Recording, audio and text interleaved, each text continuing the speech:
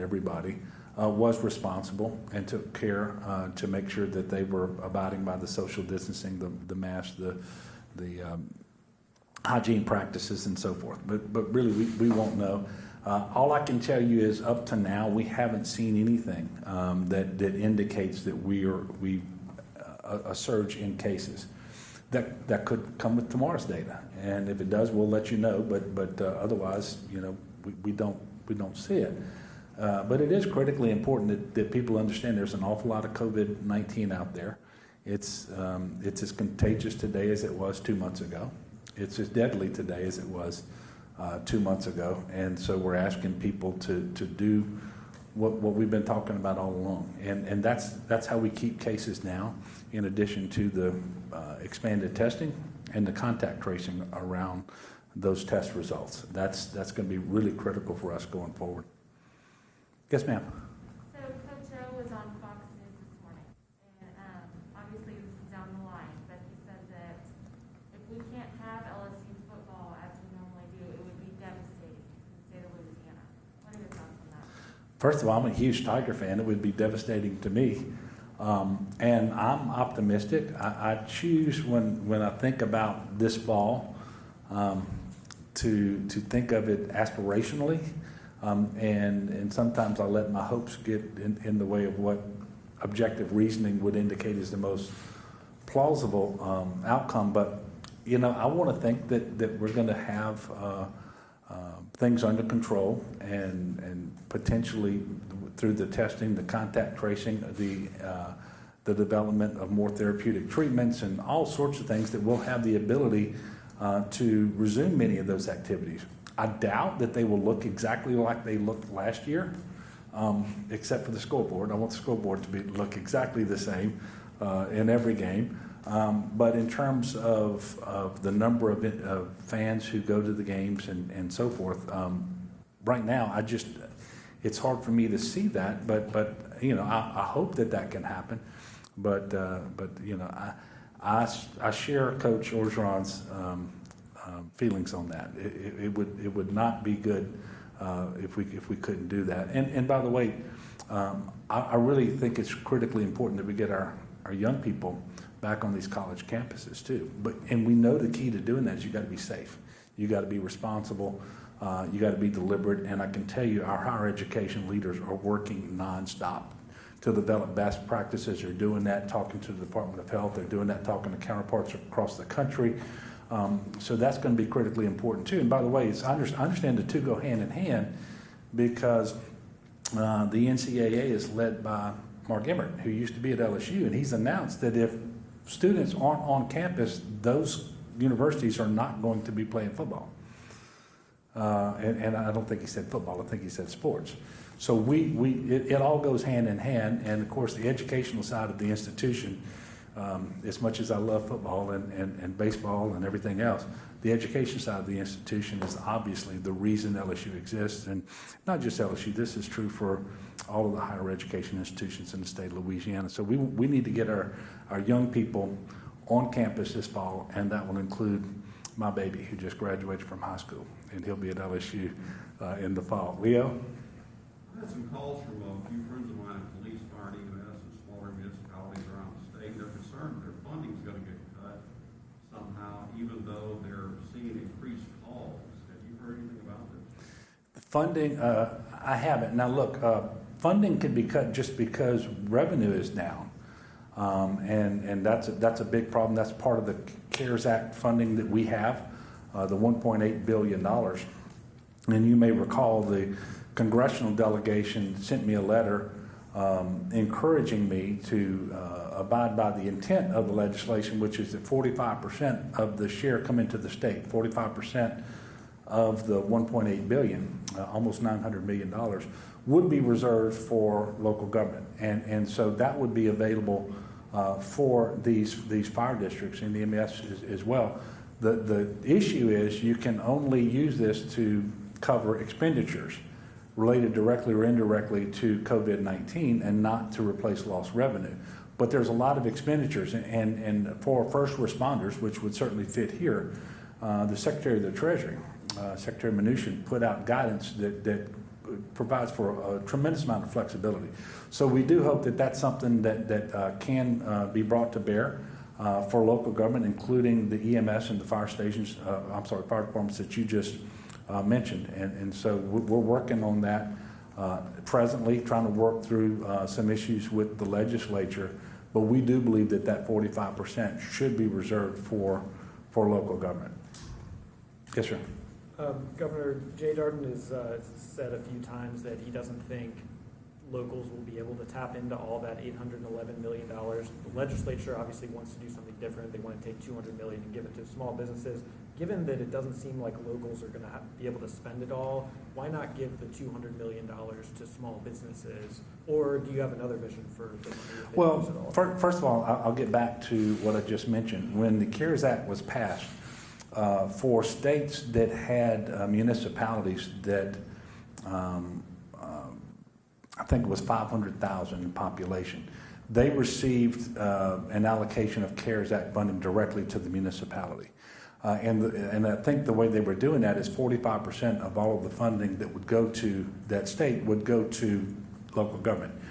So I received a letter from I think it was the entire congressional delegation, asking that we honor that in the state of Louisiana, even though the act itself doesn't absolutely require it. So I agreed then that we should reserve that funding for local government.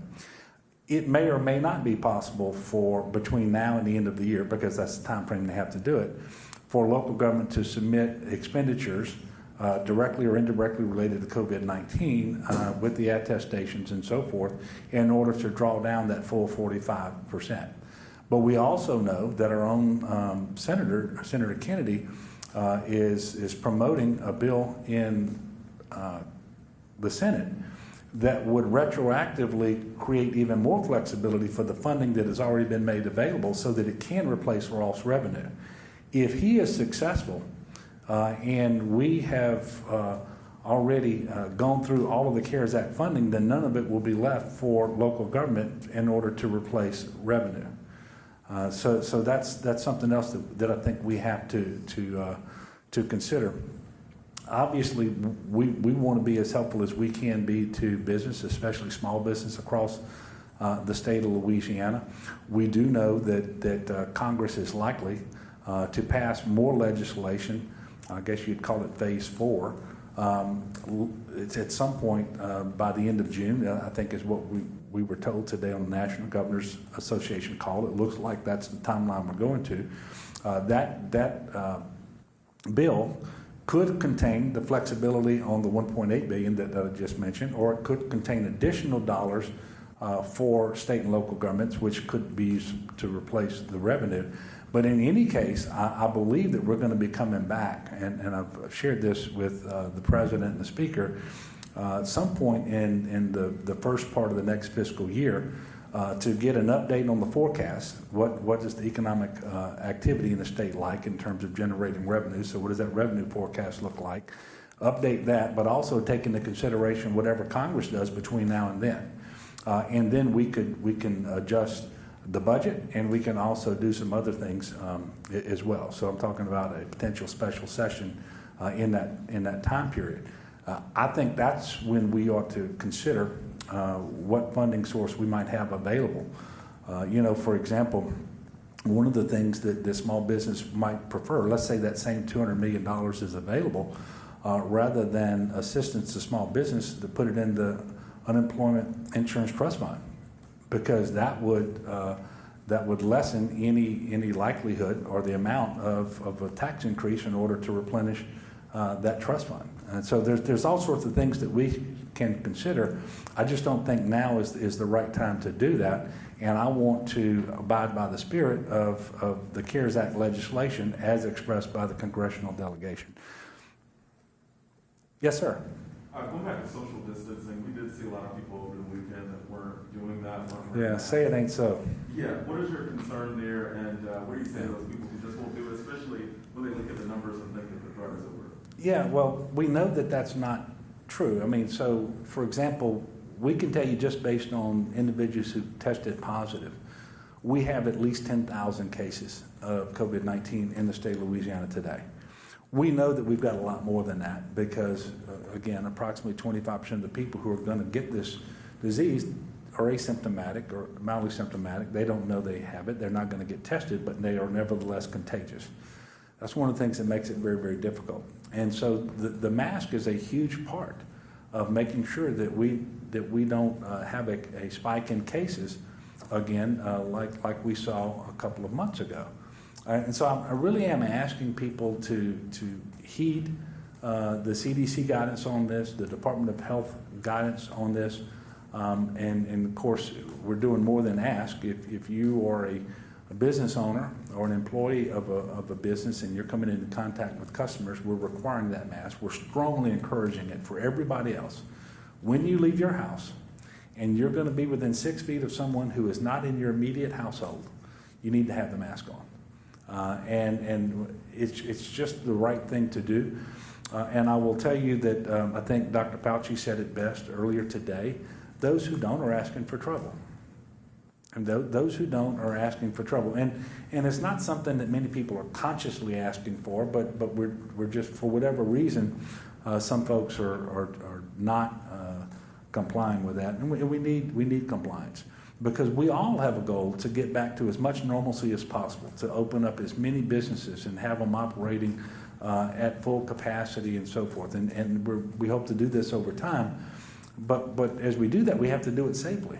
And because if you have cases spiking, then we know that people aren't going to be going out to eat. They're not going to be going to the store. They're not going to be resuming their lives as normal and so forth. So I just encourage people to do it. And look, we've had a tremendous amount of cooperation. There is only one way to go from number 2 in the country in per capita cases to number 9. And to go from having the highest growth rate anywhere in the country and perhaps in the world of cases to where we are today. And that's because the people have, for the most part, done the things that we've been asking. But over time, it's human nature to kind of start to think, well, we're past this. Well, we're not past it. And I hate when people say, well, will it come back in the fall? Well, it hadn't left. You know, this is the mother-in-law who stays. I shouldn't have said that. I love my mother-in-law.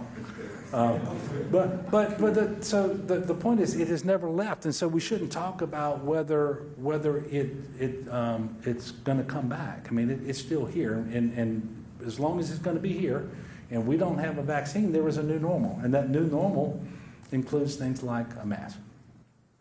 Yes, sir.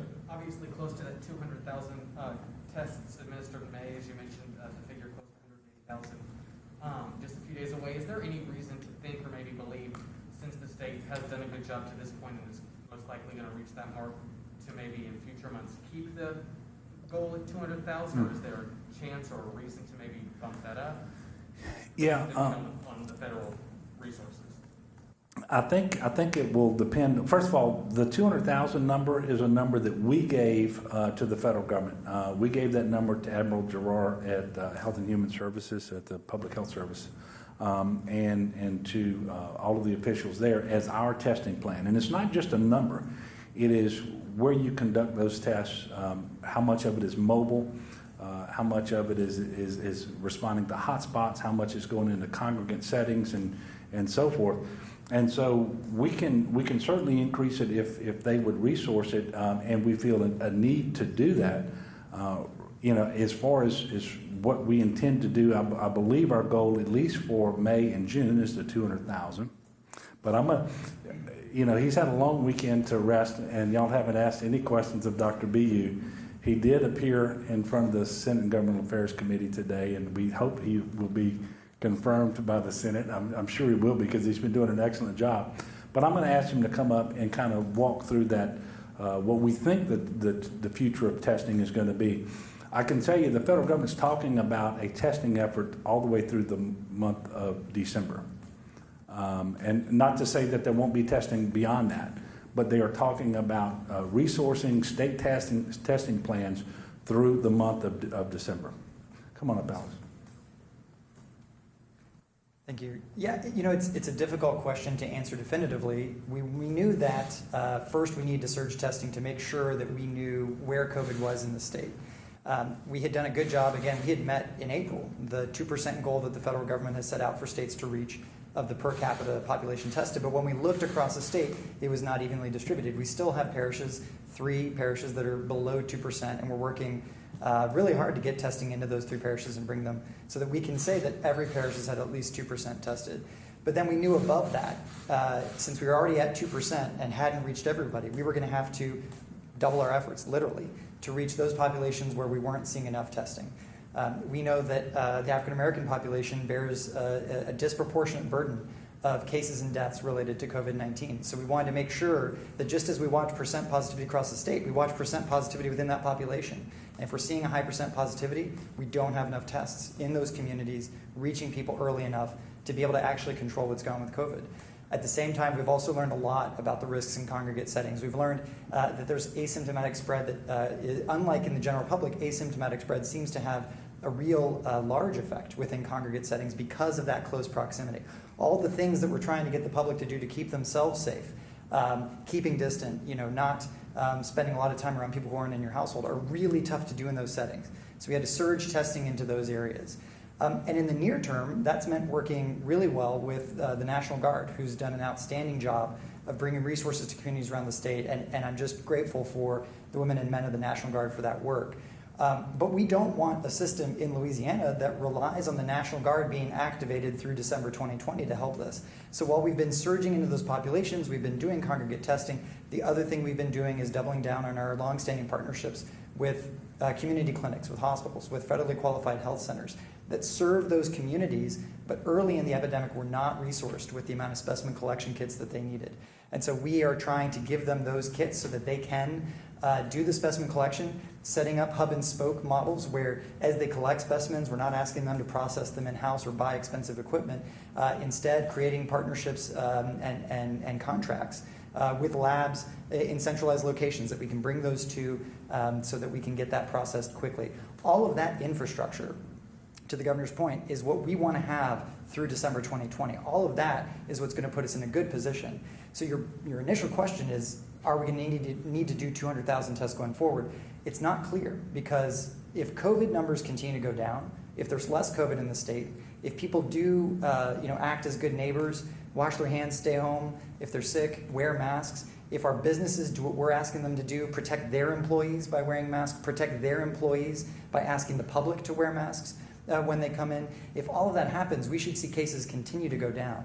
And then arbitrarily testing 200,000 people doesn't make sense. But what we want to have, if we need it, is the capacity to do 200,000 or more. And we continue to build that capacity. And what we've achieved and will achieve in this month will show us that we have that capacity. And it's not something that's fly by night. It's capacity that we're building to maintain through the coming months, because we need to be prepared for whatever comes. I have a question for you. Yeah. On the congregate settings, do you have an update on how many crawfish farms have now had clusters of coronavirus? You said last week there was 3 of them with 100 cases. Do you have updated numbers for how many workers at these facilities have tested positive? So I do not. And will you ever have an update on that? You obviously you give these numbers for nursing homes and other facilities. I guess I'm just wondering why we haven't gotten an update on. So, I think we talked about this last Friday. I think, a situation in which we are giving every cluster in the state reports, I think would be challenging, frankly, for the Office of Public Health to manage. And really where we're drawing lines then becomes a little bit arbitrary. In the context of nursing homes, there's a federal regulation that requires that the nursing homes report. We are reporting the data that the federal government, or some of the data that the federal government is asking. We're actually doing that down at the facility level, which we understand may not be the level that the federal government even reports. We talk about other high-risk congregate settings on our dashboard as adult residential facilities, give those numbers in aggregate. But for businesses, we do not foresee a future where we're providing those data on an ongoing basis on the website or otherwise. And again, to emphasize the reason for that, because I want to be clear, I had the opportunity to say this in the Senate Governmental Affairs Committee, and I'll repeat it here for the general public. The Office of Public Health takes transparency very seriously, and it's something that we've been really striving to achieve since the beginning of this outbreak, under the guidance as well of the governor, who made it clear from day one. Look, we may not know everything, but we need to be clear about what we don't know. Let's be transparent about that, and as we do know things, share that as well. So that's our watchword. However, that has to be balanced with public health. Our main mandate is to protect and promote the health of all Louisianans and the communities across the state. And one of the ways to do that is to ensure that anybody that has symptoms of COVID, or any organization or cluster that may have symptoms of COVID, feel comfortable and in fact feel encouraged to come forward to the Louisiana Department of Health, to the Office of Public Health, and alert us to that fact, because we cannot serve those communities, those individuals, those settings without them feeling that they can freely come to us. And so that's why Louisiana and many states give that protection and do not disclose the privileged health information related to those outbreaks if they do not present a risk to the public. And rest assured, if any of those do present a risk to the public, you'll know about it. What's privileged about the aggregate number? I'm not there's asking to name. the aggregate number for all workplaces is essentially in our overall case number. What we don't have is the ability to say, here's business-related cases, here's non-business related cases. And I think where your question might lead us is starting to make arbitrary decisions about, well, which businesses do we want to report on and not. And I don't think that makes sense from a public health standpoint. There are certain communities that we do think, certainly because of federal regulations and state regulations, and the particular risk that those groups present, like nursing homes, rise to that level. But again, we wouldn't want a situation in which every business, especially now as we move into re-engaging sectors of the economy, feels that they would have any incentive to hide cases from us. Because first and foremost, my job for the state, for all of you, is getting control over COVID, is identifying those cases, working with the organizations where the people who have COVID are, whether they're employees or residents, and serving them and you by trying to get control over the outbreak and making the rest of Louisiana as safe as possible. Okay, last one? Another one for you. Okay. How many nursing homes and other facilities has the state, because I understand the state has a role in helping places that don't have the capacity to test everyone. How many places has the state gone into and helped them test all their residents and staff? Yeah, so I don't have that number off the top of my head. I'll say that there's sort of three different groups, which is one of the reasons I wouldn't have that number. One is most nursing homes across the state have told us we're interested in testing, but like those federally qualified health centers or other clinics I was talking about earlier, we just don't have the kits. And so one of the things that our regional medical directors are doing is making sure that they have the supplies needed to collect specimens. Nursing homes have medical directors, have medical teams able to do that work if they were so supplied. So a large group are doing that testing without needing much more support from us apart from the kits, which we were fortunate enough to get from the federal government, as well as relationships we're building with labs that have their own kits around the state. Another group are facilities that are asking for help because there's maybe more than their medical teams feel that they can control, or they're just looking for the best practices in testing, and so we have that ability to go in and help with testing, especially if there's constraints on staff time. And I don't have that number of how many we've directly tested versus supplied. The third group, though, is work that we've been doing from the beginning virtually in infection control assessment and response. And that's a comprehensive CDC-developed protocol, essentially, of going through and understanding what are the procedures in place, who might need testing, what are the PPE levels that you have on hand, what are the protocols you have for training staff, have you reduced or rather ended congregate dining, all those kinds of issues that we want to make sure every nursing home knows. Especially as they have cases or as they have suspected cases. We've been doing that virtually from the beginning. We have now in this month stood up what we call strike teams that are doing that work as well. And so we have a number of facilities that we've gone in physically to do that work, prioritizing those where there's a request from them for help, and certainly where we're hearing about concerns, maybe through our EPI data or through others in their community. I don't have that number either, but those three groups are our focus. Thank you. Thank you. Also, we will be back at this location Friday at 2:30 p.m. for our next press conference. Thank you again for covering this, and thanks again to the people of Louisiana. We have made tremendous progress over the last couple of months, and it's a result of their compliance, their patience. And I would just urge you to continue to do that. We do remain in phase one, and we're looking forward to going to phase 2 as we are able and when we are able. And we hope to have an announcement on that. Well, I guess we will have an announcement. Just don't know what the announcement will be early next week. So thank you, and we'll see you back here on Friday.